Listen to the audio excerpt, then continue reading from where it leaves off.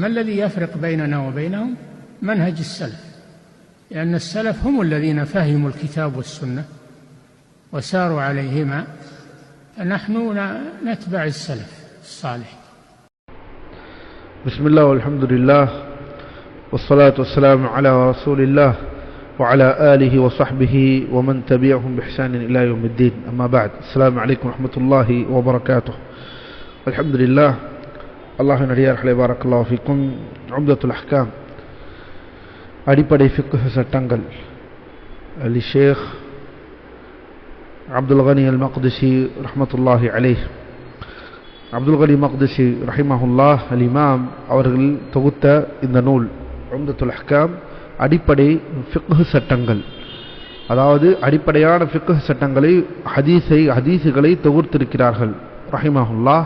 அதை ஷேக் அப்துல் ரஹ்மான் அல் பஸ்ஸாம் ரஹிமஹுல்லாஹ் அவர்கள் அதற்கு விளக்க உரை எழுதியிருக்கிறார்கள். அந்த விளக்க உரையிற்கு பெயர் தைசீருல் அல்லாம், தைசீருல் அல்லாம் ஃபி ஷர்ஹி உம்தத்துல் அஹ்காம். அல்ஹம்துலில்லாஹ். அல்லாஹ்வின் அடியார்களே, இன்று 9வது ஹதீஸிலே நாம் இருக்கிறோம். பாரக்கல்லாஹு ஃபீக்கும். 9வது ஹதீஸ் எதை பற்றி வருகிறது என்றால், வலது புறத்திலிருந்து தொடங்குவது. அதாவது சென்ற வகுப்பிலே 8வது ஹதீஸ் வரை எதை பார்த்தோம் என்றால், உதுவுடைய சட்டங்களை பார்த்தோம், உதுவுடைய செயல்முறையை பார்த்தோம். இன்று நாம் பார்க்க இருப்பது, அல்லாஹ்வின் அடியார்களே, பாரக்கல்லாஹு ஃபீக்கும், 9வது ஹதீஸிலே நாம் இன்று பார்க்க இருப்பது வலது புறத்திலிருந்து தொடங்குவது. அல்லாஹ்வின் தூதர் ஸல்லல்லாஹு அலைஹி வஸல்லம் அவர்களுடைய பழக்கம் எப்படி இருந்ததை பற்றி பார்க்க போகிறோம். அந்த ஹதீஸை படிக்கிறேன். பாரக்கல்லாஹு ஃபீக்கும். عن عائشة رضي الله عنها قالت: كان النبي صلى الله عليه وسلم يعجبه التيمن في تنعله وترجله وطهوره وفي شأن كله. ஆயிஷா ரலியல்லாஹு அன்ஹா கூறுகிறார்கள், நபி ஸல்லல்லாஹு அலைஹி வஸல்லம் தங்கள் காலணிகளை அணிவதிலும், தலைமுடியை சீவுவதிலும், தங்களின் தூய்மை விஷயத்திலும் மற்றும் தங்களின் அனைத்து காரியங்களுக்கும் வலது புறத்திலிருந்து தொடங்குவதையே விரும்புவார்கள். அல்லாஹ்வின் அடியார்களே, இதுதான் இந்த ஹதீஸ். தய்யிப், இந்த ஹதீஸுடைய விளக்கங்களை பார்ப்போம். இந்த ஹதீஸுக்கு என்ன விளக்கம் தருகிறார்கள் நூலாசிரியர் என்பதை நாம் பார்ப்போம். இப்போது முதலில் இந்த ஹதீஸில் இருக்கக்கூடிய வார்த்தைகள், எதற்கெல்லாம், எந்த வார்த்தைக்கெல்லாம், அதாவது பொருள், அதாவது விளக்கப்பட வேண்டிய வார்த்தைகள் இருக்கும் அல்லவா இந்த ஹதீஸிலே, அதற்கு ஷேக் அவர்கள், ஷேக் அல் பஸ்ஸாம் அவர்கள் விளக்குகிறார்கள். இந்த ஹதீஸ் உள்ள வார்த்தைகள் என்னவென்றால், முதலில் யுஜிபுஹு தயம்முன், அதாவது அல்லாஹ்வின் தூதர் ஸல்லல்லாஹு அலைஹி வஸல்லம் வலது புறத்தை விரும்புவார்கள், அவர்களுக்கு அது பிடித்தமாக இருக்கும் என்பதை எதை காட்டுகிறது என்றால், அதாவது ஷேக் சொல்கிறார்கள், முதலில் அதாவது இடது புறத்தை விட வலது புறத்திற்கு முன்னுரிமை தருவது என்பது அதோடைய சிறப்பை நாம் இந்த ஹதீஸின் மூலமாக புரிந்து கொள்ள முடியும். இடது புறத்தை அல்லாது வலது புறத்தை நாம் முன்னிறுத்துவது பல விஷயங்களுக்கு, அதாவது இடது பக்கமிருந்து நாம் செய்யாமல் வலது புறத்திலிருந்து செய்வது சிறப்பை நமக்கு இந்த ஹதீஸ் உணர்த்துகிறது. அது மட்டுமல்லாமல், அல்லாஹ்வின் அடியார்களே, எந்தெந்த செயல்களை எல்லாம், அதாவது இமாம் ஸன்ஆனி அவர்கள் சொல்கிறதாக ஷேக் அவர்கள் பதிவு செய்கிறார்கள். ஷேக் அப்துல்லா அல் பஸ்ஸாம், ஷேக் அப்துல் ரஹ்மான் அல் பஸ்ஸாம், குல்லு ஃபஅலின் யுஹிப்புஹு அல்லாஹு அவ் ரசூலுஹு, எல்லா செயல்களையும், எந்தெந்த செயல்களையும் அல்லாஹும் அல்லாஹ்வின் தூதரும் நேசிக்கின்றார்களோ அந்த செயல்களை எல்லாம், பாரக்கல்லாஹு ஃபீக்கும், வலது புறத்தில் செய்வது என்பது நமக்கு இதிலிருந்து தெரிய வருகிறது. ஏனெனில் அந்த செயல்கள் ஒன்று நமக்கு வாஜிபாக இருக்கும் அல்லது மிகவும் அறிவுறுத்தப்பட்ட செயல்களாக இருக்கும். அதனால் அப்படிப்பட்ட செயல்களை எல்லாவற்றையும் நாம் வலது புறத்திலிருந்து செய்வது என்பது இதிலிருந்து நமக்கு விளங்குகிறது. இரண்டாவதாக ஃபீ தனஉலிஹி, காலணிகளை அணிவது என்று வருகிறது. காலணிகள் அப்படி என்றால் என்ன? காலணிகளை, தனஉல் என்றால் காலணிகள், அதாவது காலுக்கு நாம் அணியக்கூடியது. அது எதுவாக இருக்கலாம், அல்லாஹ்வின் அடியார்களே, அது செருப்பாக இருக்கலாம் அல்லது ஷூவாக இருக்கலாம். மூன்றாவது தரஜுலிஹி என்று வருகிறது ஹதீஸிலே. தரஜுலிஹி என்றால் என்ன என்றால், இந்த இடத்திலே ஷேக் அவர்கள் விளக்கம் தருகிறார்கள், முடியை சீவுவது, அதாவது ஷஅர ராஸிஹி, தலைமுடியையும் தாடியையும் சீப்பை கொண்டு சீவுவது, தலைமுடியையும் தாடியையும் சீப்பை கொண்டு சீவுவது. இதற்கும் எதுவே அல்லாஹ் தூதருக்கு பிடித்தமாக இருக்கிறது? வலது புறத்து, அதாவது வலது கையை பயன்படுத்துவதே அவர்கள் இதை செய்திருக்கிறார்கள்.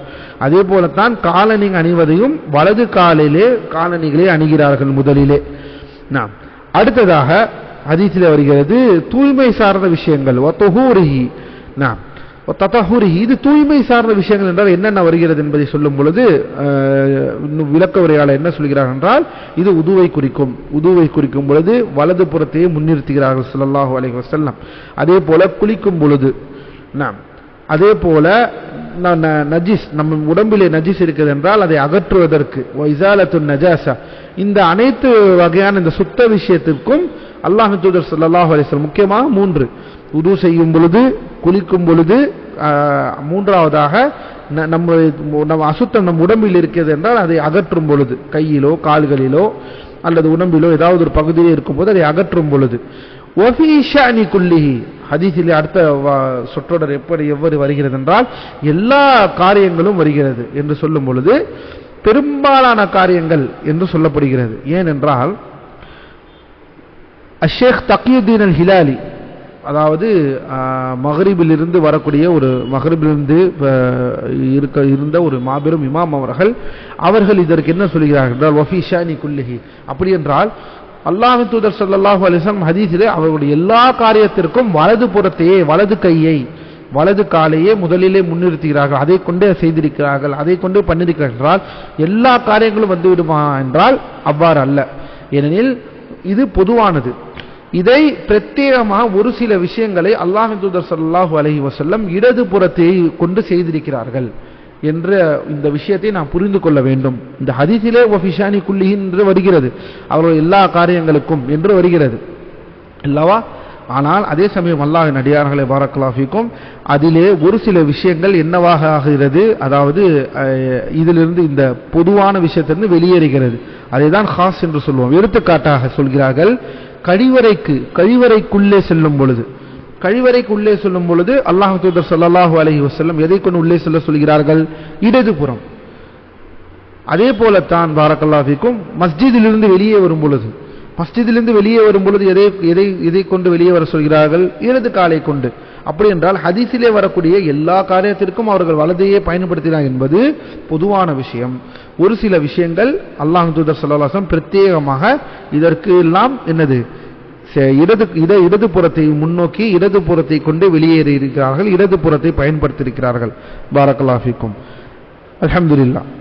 அடுத்ததாக இந்த ஹதீஸுடைய விளக்கத்திற்கு செல்வோம். இந்த ஹதீஸ் என்ன விளக்கம் தருகிறது? நமக்கு என்ன விளக்கம் தருகிறது என்றால், நூலாசிய விளக்க உரையாளர் சொல்கிறார்கள் ஷேக் அப்துல் ரஹ்மான் அல் பஸ்ஸாம் ரஹிமஹுல்லாஹ், அதாவது இது முஃமின்களின் தாய்மார்கள் அல்லாஹ் தூதர் ஸல்லல்லாஹு அலைஹி வஸல்லம் அவர்களுடைய மனைவிமாருடைய சிறப்பை நமக்கு உணர்த்துகிறது. இந்த ஹதீஸ் எப்படி அவர்களுடைய சிறப்பை நமக்கு உணர்த்துகிறது என்றால், அதிலும் முக்கியமாக அந்த முஃமின்களின் தாய்மார்களில் உம்மஹாத்துல் முஃமினீன் அல்லாஹ்வின் தூதர் ஸல்லல்லாஹு அலைஹி வஸல்லம் அவருடைய மனைவிமார்கள் முஃமின்களுக்கு தாய்மார்கள். இவர்களில் முக்கியமாக அல் ஹாஃபிஸா, அதாவது அதிகமாக மனப்பாடம் செய்த அந்த பெண்மணி, அல் ஆலிமா மாபெரும் மார்க்க அறிஞர், அஸ்-சித்தீகா உண்மையானவர் சத்தியவான அந்த பெண், அஸ்-சித்தீகத்து பின்துஸ் சித்தீக் சித்தீக்கின் மகள் அஸ்-சித்தீகா. யார் அவர்கள்? அபூபக்கர் சித்தீக் ரலியல்லாஹு அன்ஹு அவர்களின் மகளார் ஆயிஷா ரலியல்லாஹு அன்ஹா.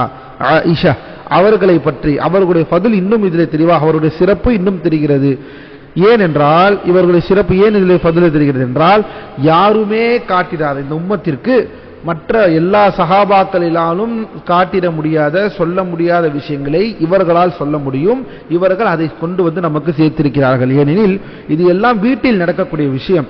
அல்லாஹ் தூதர் ஸல்லல்லாஹு அலைஹி வஸல்லம் தலை சீவும் பொழுது, காலணி அழியும் பொழுது, மற்ற இந்த விஷயங்கள், அதாவது கழிவறை விஷயங்கள், அல்லது அல்லாஹ் தூதர் ஸல்லல்லாஹு அலைஹி வஸல்லம் சுத்த விஷயத்திலே அவர்கள் பேணின அந்த ஒழுக்கங்கள், இப்படிப்பட்ட அனைத்துமே நமக்கு முக்கியமாக எல்லோருமால் வெளியிலே பார்த்துவிட முடியாது. அதை முக்கியமாக அவர்கள் வீட்டிலே நடக்கக்கூடிய விஷயத்தை நமக்கு அறிவிப்பது யார்? அவர்களுடைய உற்ற மனைவியார்கள். அதிலும் ஆயிஷா ரலியல்லாஹு அன்ஹா. அதேதான் இந்த ஹதீஸை அறிவிப்பது யார் நமக்கு? ஆயிஷா ரலியல்லாஹு அன்ஹா. அல்ஹம்துலில்லாஹ். அதனால் இந்த மாதிரியான விஷயங்களை முக்கியமாக இவர்கள் அறிவிக்கிறார்கள். நாம் யாரும் இதை பார்த்திட முடியாது என்று சொல்கிறார். இதன் பாலே நமக்கு நிறைய கல்வியை கொடுத்திருக்கிறார்கள் உம்மஹாத்துல் முஃமினீன் முஃமின்களின் தாய்மார்கள் என்று ஷேக் அவர்கள் இங்கே குறிப்பிடுகிறார்கள். وهي تقديم الأيمن في لبس نعله ومشط شعره وتسريحه وتطهيره أو تطهره من الأحداث وفي جميع أموره التي من نوع ما ذكر. அதே போல அல்லாஹ்வின் அடியார்கள் இவ்வாறு நாம் இந்த ஹதீஸிலே வரும் பொழுது தலைமுடியை சீவது அல்லது காலணிகளை அணிவது, அதே போல சுத்தம் செய்யக்கூடிய விஷயங்கள், இப்படி அனைத்து விஷயங்களும் மேலே சொல்லப்பட்டது. பாரக்கல்லாஹு ஃபீக்கும். அதே போலத்தான் ஆடையை அணிவது, கீழாடையை அணிவது, தூங்கும் பொழுது எப்படி தூங்குவது, அதே போல தூங்குவது எந்த நேரத்தில் எப்படி, அதாவது வலதுபுறம் அல்லாஹ் தூதர் ஸல்லல்லாஹு அலைஹி வஸல்லம் நம்மை தூங்க சொல்கிறார்கள். அதே போல சாப்பிடுவது வலது கையால் சாப்பிடுவது, வலது கையால் குடிப்பது என்ற எல்லா விஷயங்களும் நமக்கு இதிலிருந்து தெரிகிறது. அல்லாஹ் தூதர் ஸல்லல்லாஹு அலைஹி வஸல்லம் வலதை பயன்படுத்துகிறார்கள். பாரக்கல்லாஹு ஃபீக்கும். இதெல்லாம் ஏன் என்றால் எல்லா நல்ல செயல்களையும் அல்லாஹ் தூதர் ஸல்லல்லாஹு அலைஹி வஸல்லம் வலது புறத்திலிருந்தே செய்திருக்கிறார்கள் என்பதை நமக்கு இது காட்டுகிறது. அது மட்டுமல்லாது இடதை விட வலது என்பது சிறப்பு மிக்கதாகவும் வலது என்பது முன்னிலைப்படுத்தக்கூடியதாகவும் அதனுடைய அந்தஸ்து நமக்கு இதிலிருந்து தெரிகிறது. இது அல்லாது அழுக்கை அகற்றக்கூடிய செயல்கள், அழுக்கை அகற்றக்கூடிய செயல்களாக, அதாவது அகற்றக்கூடிய செயல்கள் என்று சொல்லும் பொழுது பாரக்கல்லாஹு ஃபீக்கும் இதிலே சிறந்தது இடது கையை பயன்படுத்துவது. ஏனெனில் அல்லாஹ் தூதர் ஸல்லல்லாஹு அலைஹி வஸல்லம் கழிவறைக்கு சென்ற பிறகு தண்ணீரை கொண்டு இஸ்திஞ்சா, அதாவது கழிவறைக்கு சென்ற பிறகு உறுப்பை கழுவும் பொழுது வலது கையிலிருந்து கழுவதற்கு நம்மை தடுத்திருக்கிறார்கள். இந்த அளவிற்கு பெரும்பாலான செயல்களை, நல்ல செயல்களை அல்லாஹ் தூதர் ஸல்லல்லாஹு அலைஹி வஸல்லம் வலது புறத்தை பயன்படுத்த விரும்பினார்களோ அதே சமயம் அதே தூதர் ஸல்லல்லாஹு அலைஹி வஸல்லம் இஸ்திஞ்சா, அதாவது கழிவறைக்கு சென்ற பிறகு, சிறுநீர் கழித்ததற்கு பிறகு அல்லது மலம் கழித்ததற்கு பிறகு அதை கழுவுவதை வலது கையை பயன்படுத்தக்கூடாது என்று சொல்லியிருக்கிறார்கள் ஸல்லல்லாஹு அலைஹி வஸல்லம். அதே போலத்தான் உறுப்பை, அதாவது மர்ம உறுப்பையும் வலது கையால் தொடக்கூடாது என்று நமக்கு தடுத்திருக்கிறார்கள். ஏனெனில் இதெல்லாம் ஏன், ஏனெனில் வலது கைகள் இதற்காக இருப்பதல்ல, அதற்கு இடது கையை பயன்படுத்திக்க வேண்டும் என்று ஷேக் அவர்கள் இந்த இடத்துல சொல்கிறார்கள். பாரக்கல்லாஹு ஃபீக்கும். அப்படி என்றால் என்ன, நல்ல விஷயங்கள் லித்தய்யிபாத், நல்ல விஷயங்கள் அனைத்தும் வலது கை, அது அல்லாத மற்ற விஷயங்கள் அனைத்தையும் இடது கையிலே நாம் செய்ய வேண்டும் என்பதுதான் இந்த ஹதீஸுடைய விளக்கமாக இருக்கிறது. இந்த மாபெரும் சுன்னத்தை பேணக்கூடிய மக்களாக நாம் இருக்க வேண்டும். இன்னும் சொல்ல போனால் தடுத்திருக்கிறார்கள் என்று சொல்கிறார்கள். இந்த விஷயத்திற்கு வலது கையை பயன்படுத்தக்கூடாது. எடுத்துக்காட்டாக கழிவறைக்கு சென்ற பிறகு அதை கழுவும் பொழுது பின்பு மர்ம உறுப்பை தொடுவதிலோ இப்படிப்பட்ட விஷயங்களில் நாம் கவனமாக இருக்க வேண்டும். அல்ஹம்துலில்லாஹ். அடுத்ததாக அல்லாஹ்வின் அடியார்களே, இன்னும் இந்த ஹதீஸிலிருந்து ஏற்படக்கூடிய ஃபாயிதாக்கள் என்ன என்று நாம் பார்க்கும் பொழுது, இன்ன தக்தீம அல் யமீன் الاشياء الطيبه هو الافضل شرعا وعقلا وطبا. ஷேக் சொல்கிறார்கள், நல்ல விஷயங்களாக, அதாவது அஷ்யா தய்யிபா, அதாவது அழுக்கல்லாத விஷயங்களாக இருக்கக்கூடிய நல்ல விஷயங்கள் அனைத்தும், சுத்தமான விஷயங்கள் அனைத்தும், அழகான விஷயங்கள் அனைத்தும், எல்லாவற்றுக்கும் வலதை முற்படுத்துவதே மார்க்க ரீதியாகவும் சரி, அறிவு ரீதியாகவும் சரி, மருத்துவ ரீதியாகவும் சரி, எல்லா ரீதியாகவும் இதுதான் சிறந்ததாக இருக்கிறது. இதைதான் நவவி ரஹிமஹுல்லாஹ் அவருடைய சஹீஹ் முஸ்லிமுடைய ஷரஹிலே, சஹீஹ் முஸ்லிமுடைய அவர்களின் ஷரஹுக்கு சொல்லும் பொழுது சொல்கிறார்கள், قاعدة الشرع المستمرة استحباب البداء باليمين في كل ما كان من باب التكريم والتزين وما كان بضدها استحب فيه التياسر. نعم. ஷேக் அவர்கள் சொல்கிறார்கள், இமாம் நவவி ரஹ்மத்துல்லாஹி அலைஹ், மார்க்கத்துடைய அடிப்படை விதி என்னவென்றால், அடிப்படை காயிதா என்னவென்றால், பாரக்கல்லாஹு ஃபீக்கும், ஃபி குல்லி மா கான மின தக்ரீம் வ தஸய்யுன், எல்லா நல்ல விஷயங்களுக்கும், அலங்கார விஷயத்திற்கும், அலங்காரம் அழகுபடுத்தக்கூடிய நல்ல விஷயங்கள் அனைத்திற்கும் வலது கையை முற்படுத்துவதுதான் அடிப்படையாக இருக்கிறது. அது அல்லாத மற்ற அனைத்திற்கும், எதிராக இருக்கக்கூடிய மற்ற அனைத்து விஷயத்திற்கும் பாரக்கல்லாஹு ஃபீக்கும் இடதை பயன்படுத்துவது, இடது கையையோ அல்லது இடது காலையோ அல்லது இடப்புறத்திலிருந்து ஆரம்பிப்பதையோ அப்படிப்பட்ட விஷயங்களுக்கு அதுவாகவே சிறந்ததாக இருக்கிறது என்று இமாம் நவவி ரஹ்மத்துல்லாஹி அலைஹி கூறுகிறார்கள். இது முதல் ஃபாயிதா. இரண்டாவது ஃபாயிதா என்ன இந்த ஹதீஸிலே நமக்கு என்றால், பாரக்கல்லாஹு ஃபீக்கும், இன்ன ஜஅல் அல்-யஸார் லி-அஷ்யா அல்-முஸ்தக்தரா ஹுவ அல்யக் ஷர்அன் வ அக்லன். அதே போலத்தான் நல்ல விஷயத்திற்கு எப்படி வலதை நாம் முற்படுத்த வேண்டும் என்று சொல்கிறோமோ அதே போலத்தான் அழுக்கு சார்ந்த விஷயங்கள், அதாவது மன ரீதியாக இதையெல்லாம் வெறுப்பார்கள் மனிதர்கள். அதைதான் முஸ்தக்தரா என்று சொல்வோம்.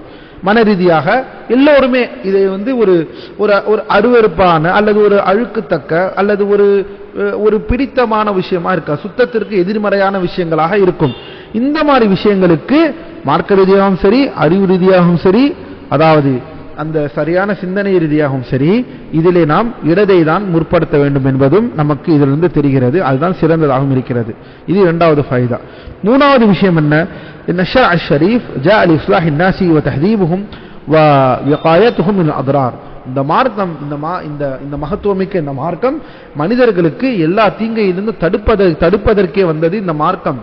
அப்படிதான் நம்மையும் இந்த ஹதீஸ் நமக்கு என்ன எதெல்லாம் நன்மையோ அதை நாம் வலது புறத்திலிருந்தோம், எதெல்லாம் தீமையோ எதெல்லாம் அதாவது நமக்கு தீங்கு ஏற்படக்கூடிய விஷயங்களை எல்லாம் இடதாக, ஏனெனில் அல்லாஹ் தூதர் ஸல்லல்லாஹு அலைஹி வஸல்லம் இதை வலது இதெல்லாம் இடது என்று பிரித்திருக்கிறார் என்றால் அதுவே நமக்கு இந்த மார்க்கம் நமக்கு நன்மையை எல்லா நேரங்களிலுமே நமக்கு நன்மையை பயன்படுகிறது, நம்மை மற்ற தீமைகளிலிருந்து நம்மை தடுக்கிறது, தீமை நமக்கு ஏற்படுவதிலிருந்து தீங்கு ஏற்படுவது நம்மை தடுக்கிறது இந்த பழக்கங்களை ஒருவர் கடைபிடிப்பதினால் என்று இந்த மூன்றாவது விளக்கத்திலே சொல்கிறார்கள்.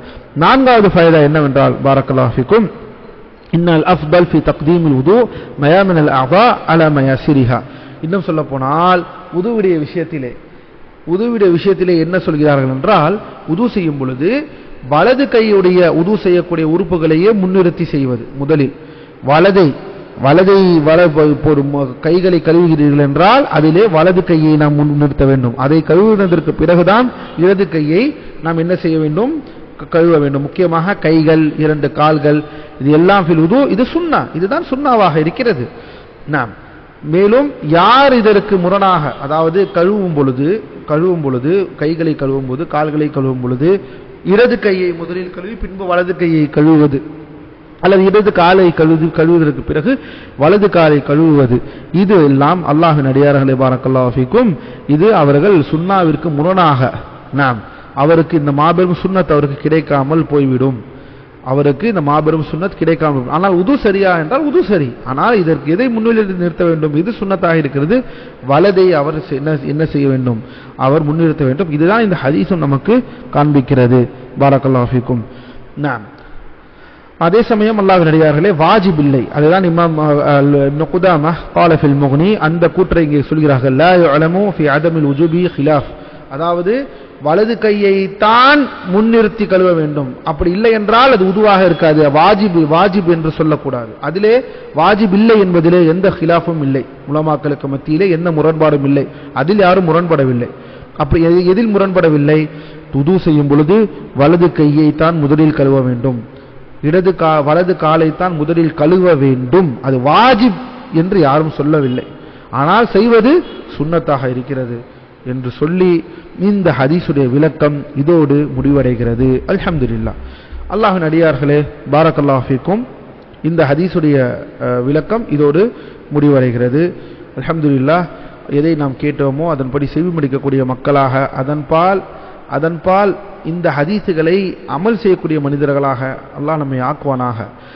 அல்லாஹ் சுப்ஹானஹு வ தஆலா நம்மை நேர்வழியில் செலுத்துவானாக. அல்லாஹ் நாடினால் இன்ஷா அல்லாஹு தஆலா அடுத்த வாரம் பிஇذنில்லாஹி ரப்பில் ஆலமீன் புதிய பாபுக்கு செல்கிறோம். அந்த தலைப்பை பார்ப்போம் இன்ஷா அல்லாஹ். அஸ்ஸலாமு அலைக்கும் வரஹ்மத்துல்லாஹி வ பரகாத்துஹு. نقول بيننا وبينكم السلف، بيننا وبينكم الكتب. كان أحمد يقول البدع بيننا وبينكم الجنائز.